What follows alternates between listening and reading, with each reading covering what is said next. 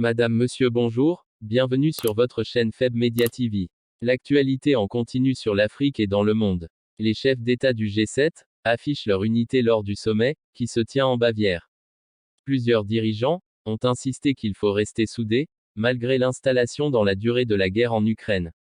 Cette rencontre se déroule alors que des missiles russes ont touché Kiev. Le gouvernement ukrainien réclame plus d'armes et plus de sanctions contre Moscou. La présidente de la Commission européenne, Ursula von der Leyen, réaffirme sur Twitter son engagement auprès du pays. Nous serons aux côtés de l'Ukraine aussi longtemps qu'il le faudra, écrit-elle. Le Premier ministre britannique, Boris Johnson, exhorte à tenir bon. Ce n'est pas le moment d'abandonner l'Ukraine, ils ont plus que jamais besoin du soutien et de la détermination. Charles Michel lui dénonce l'attitude russe. Le Kremlin utilise la nourriture comme une arme de guerre silencieuse, et nous devons vigoureusement contredire la propagande russe sur le prix des aliments et des engrais.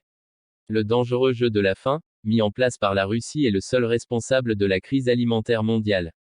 Des familles et des enfants risquent la famine.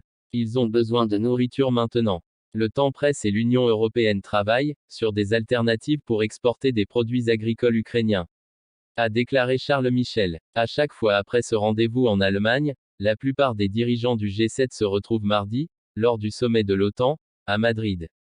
Le président américain Joe Biden appelle les deux organisations à rester ensemble contre l'agression russe.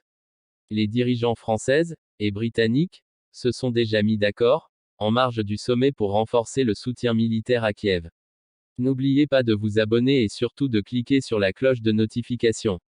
Likez la vidéo si ce n'est pas déjà fait. Laissez aussi votre point de vue en commentaire. À bientôt pour une nouvelle vidéo.